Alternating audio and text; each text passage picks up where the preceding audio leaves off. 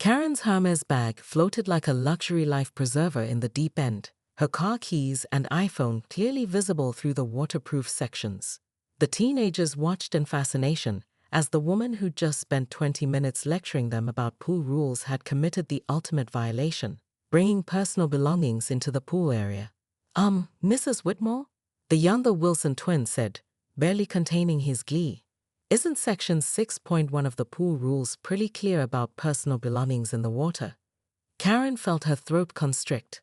She knew exactly what Section 6.1 said because she'd been the one to push for its inclusion last year after the Henderson kid had dropped his toy car in the pool. Personal belongings and non-approved items are strictly prohibited in pool water due to contamination and safety concerns. Should we call the pool committee chair? The older Wilson twin asked with theatrical innocence. Oh wait, that's you. The other teenager snickered, and Karen felt something she hadn't experienced in years. Complete and utter humiliation. She'd spent 3 years building her reputation as the neighborhood's moral authority, and now she was standing in her own designer scandal. This is different, she said, her voice losing its usual commanding tone. It was an accident.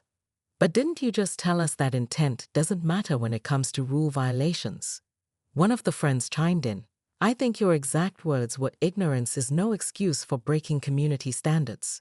Karen's mind raced. She could jump in after the bag, but that would mean admitting she'd violated the no street clothes in pool rule. She could ask the teenagers to retrieve it, but that would mean admitting she needed help from the very people she just threatened with formal complaints.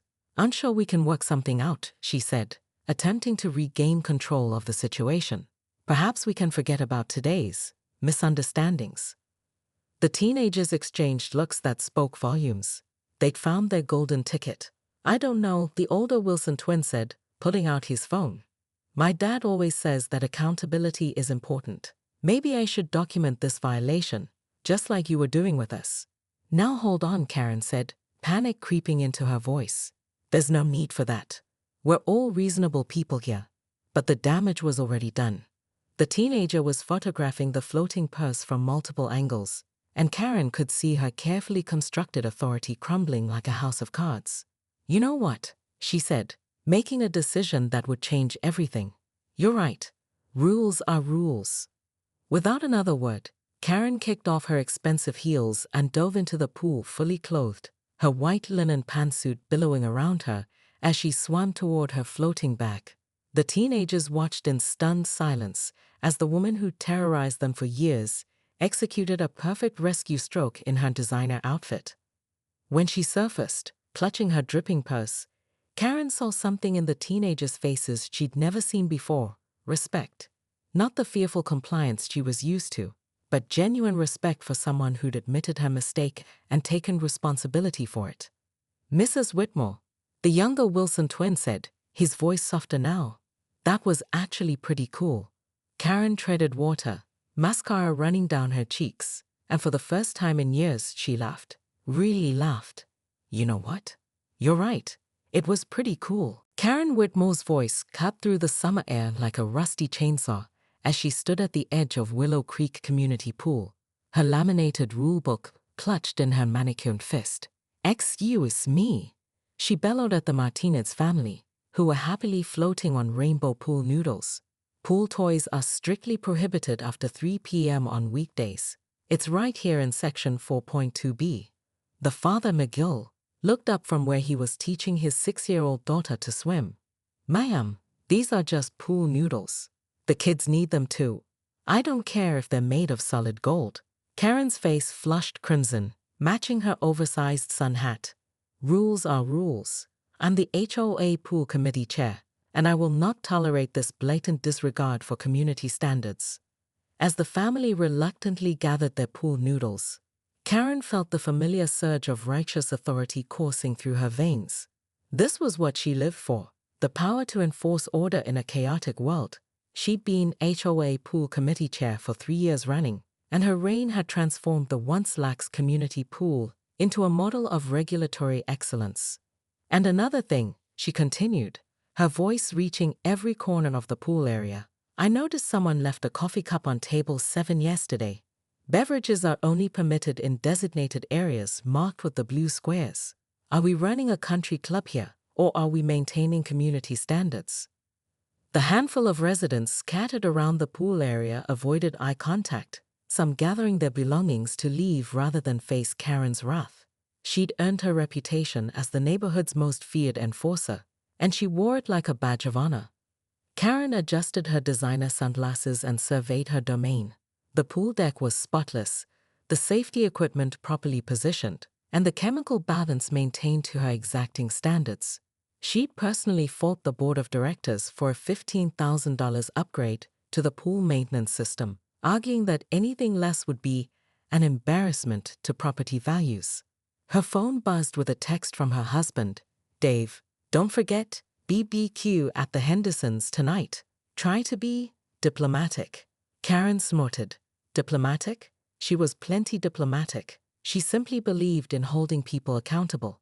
Someone had to maintain standards in this community, and if that someone happened to be her, so be it. As she made her rounds, checking for violations with the thoroughness of a federal inspector, Karen noticed something that made her blood pressure spike.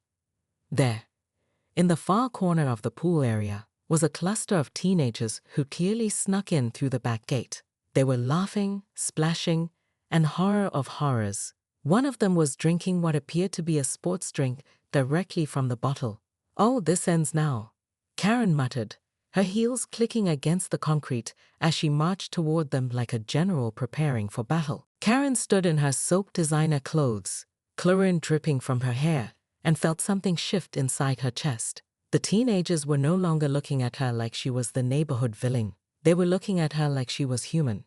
"Here's the thing," she said, wringing out her purse and trying to salvage her waterlogged phone. "I've been so focused on enforcing rules that I forgot why we have them in the first place." The older Wilson twin helped her out of the pool, and Karen noticed his genuine concern. "Are you okay, Mrs. Whitmore? That was a pretty big dive." "I'm fine," she said, though she wasn't sure if she was talking about the swim or something much deeper. "But I owe you all an apology. I was being a real pain in the ass." The teenagers burst into laughter, and Karen found herself laughing too. When was the last time she'd laughed at herself? When had she become so rigid, so focused on control, that she'd forgotten how to be human?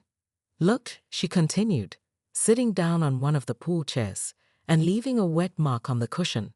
Another rule violation she chose to ignore. The rules exist to keep everyone safe and make sure we all get to enjoy the pool. But I've been using them as weapons instead of tools. The teenagers sat down around her, their earlier antagonism replaced by curiosity. "So what happens now?" one of them asked. Karen looked at her ruined outfit, her soaked purse, and her completely destroyed authority, and made a decision that surprised even herself. "Now we break some rules." She stood up and walked to the storage closet, using her pool committee key to open it. Inside were dozens of pool noodles, floaties, and toys that she'd confiscated over the years. "These belong to the community," she said, starting to pull items out. "And I think it's time they got back to doing what they're supposed to do, helping people have fun." The teenagers jumped up to help, and soon the pool area was transformed. Colorful pool noodles floated on the surface, beach balls bounced between the lanes, and the sterile, rule-governed space became something that actually looked like a place where people might want to spend time. "What about the board?" the younger Wilson twin asked. "Won't they be mad?" Karen thought about the monthly board meetings, the endless discussions about property values and community standards, the way she'd used her position to control rather than serve. "Let me worry about the board," she said. "I think it's time for some changes around here." As the teenagers splashed back into the pool, Karen sat on the edge with her feet in the water, still wearing her soaked linen suit. Her phone buzzed with a text from her husband. How was pool patrol today? She looked at the scene around her, kids laughing, pool toys floating everywhere, rules being bent and broken with joyful abandon, and typed back, "Different. Really different." The sound of approaching footsteps made her look up. Bob Wilson was walking toward the pool area with a worried expression, clearly expecting to find his sons in serious trouble. Instead, he found Karen sitting poolside. looking like she'd been through a washing machine, while his kids played happily in the background. "Karen," he said, confusion evident in his voice. "What happened here?" She stood up, water still dripping from her clothes, and extended her hand. "I think," she said, watching his face carefully, "I just remembered what a community is supposed to look like." Bob shook her hand, though his expression remained puzzled. "And the violations?" Karen looked back at the teenagers in the pool, then at the scattered pool toys, then at her own waterlogged appearance. "What violations?" she said with a smile that felt foreign on her face, but somehow right. As Bob walked away shaking his head, Karen knew that tomorrow would bring new challenges. The board would have questions, the other homeowners would be confused, and she'd have to figure out how to be a leader without being a tyrant. But for now, she was content to sit by the pool, fully clothed and thoroughly soaked, watching kids be kids and wondering what other rules might be worth breaking. Karen's approach was strategic and devastating. She'd learned that the key to effective rule enforcement was documentation, witnesses, and unwavering persistence. The teenagers, who she quickly identified as the notorious Wilson twins and their friends, had made a fatal error by assuming they could operate under her radar. "Let me see your pool passes," Karen demanded, her voice carrying the authority of someone who'd never been told no in her entire adult life. "And I'll need to see identification to verify residency status."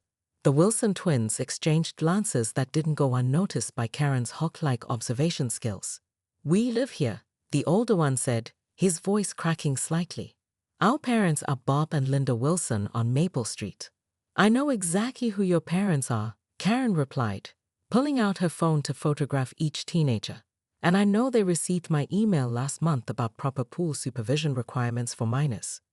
Where are your adult guardians?" The truth was, Karen had sent that email to every family in the subdivision, establishing a new rule that anyone under 18 required adult supervision at all times. The board hadn't exactly approved it, but they hadn't explicitly rejected it either, which Karen interpreted as tacit approval. "Look, Mrs. Whitmore," the younger Wilson twin said, attempting diplomacy, "we're just trying to cool off. It's like 90 degrees outside, and we're not bothering anyone." "Not bothering anyone?" Karen's voice rose 3 octaves. "You're consuming unauthorized beverages, you entered through an unauthorized access point, and you're in violation of the adult supervision requirement. That's 3 separate infractions." She began documenting everything with her phone, taking pictures of the sports drink, the wet footprints leading from the back gate, and the teenagers themselves. Each photo was immediately uploaded to her comprehensive pool violations folder, which she presented to the board at their next meeting. "We'll just leave," one of the friends offered, already moving toward the exit. "Oh no," Karen said, blocking their path with surprising agility. "Leaving now would constitute fleeing the scene of an HOA violation. I'm calling your parents, and I'm filing a formal complaint with the board of directors."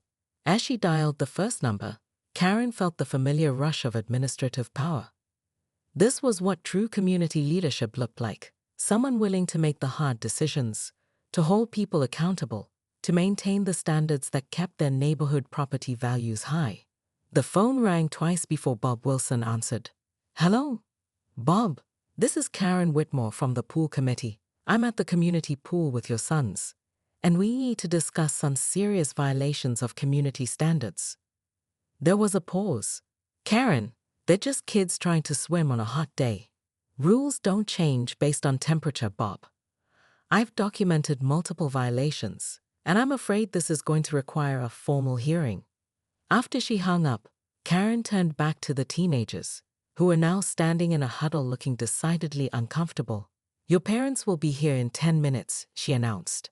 "Until then, you'll remain in the designated seating area while I complete my violation reports." But as she reached for her violation book, Karen noticed something that made her heart skip a beat.